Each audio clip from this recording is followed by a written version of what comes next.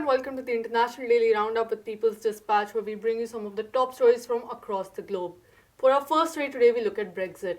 After more than 3 years since people first voted by a narrow majority for leave, the UK will finally go out of the European Union at 11 pm GMT tonight and enter an 11 months long transition period where it will gradually negotiate the details of future relations with the Union.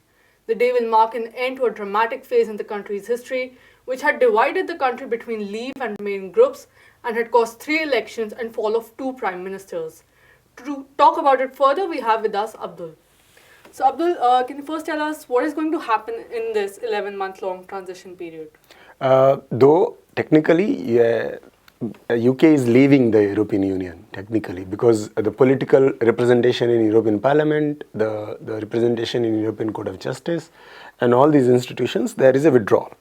There was a farewell speech yesterday for all the British members in the European Parliament. So political disengagement is complete, and that is what is the declaration today.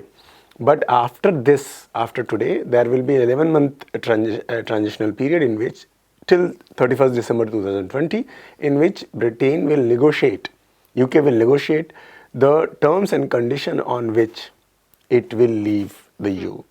So for 11 months, the European laws, for laws related to economic transactions, for example, the tariff rates, the immigration rules, all these rules will be applicable.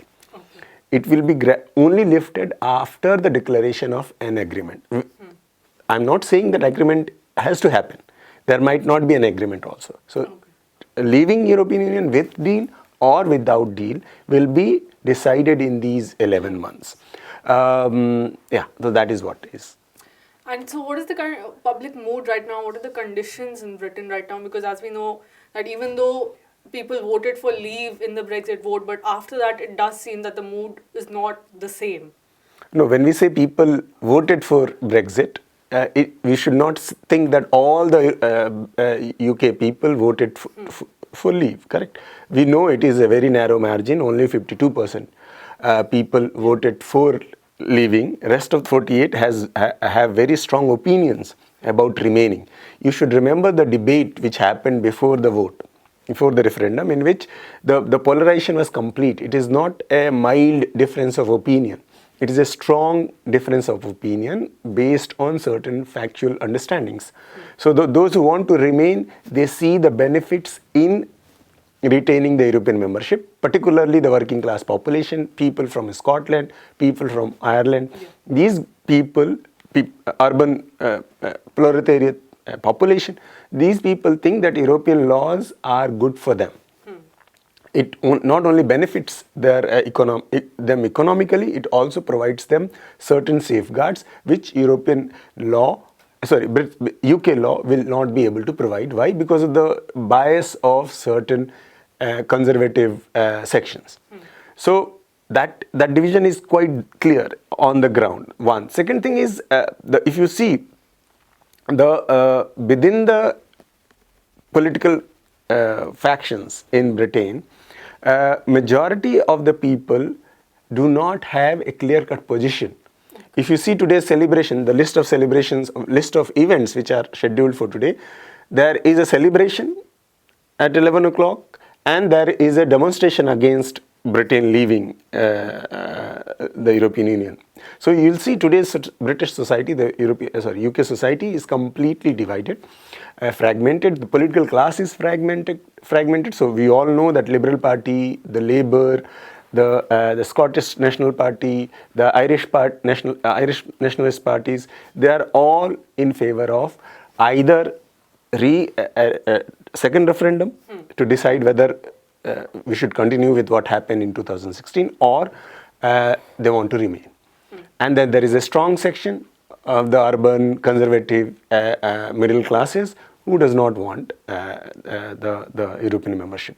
So I think at this moment UK is quite divided. That's why there was a speculation in some circles that you never know, by the end of the year Britain might also apply for membership to European Union. So we do not know what will happen. Thank you, Abdul, for talking to us. And moving on to our second story, The World Health Organization declared the coronavirus outbreak in China as a global emergency yesterday, almost a month after the first case was reported. Till yesterday, the number of confirmed coronavirus cases in China had gone up to almost 10,000, with 213 deaths recorded.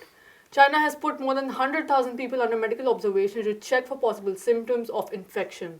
According to the WHO, a global emergency is an extraordinary event with potential risks to other countries, and it requires international coordination in responses. It can help in mobilizing resources for the poorer countries to fight the effects of the infection. So far, more than 18 other countries, including India, have reported cases of coronavirus infection. According to WHO Director General, the greatest concern for the agency is to restrict the spread of the virus to a country which has weak health infrastructure to deal with its effects. China's foreign ministry has welcomed the move and assured complete cooperation with the agency. And this is all we have for this episode of the International Daily Roundup. For more such stories and videos, visit our website peoplesdispatch.org, subscribe to our YouTube channel, and follow us on Facebook, Twitter, and Instagram. Thank you for watching. Cantar que vamos a triunfar, avanzan ya banderas de unidad y tú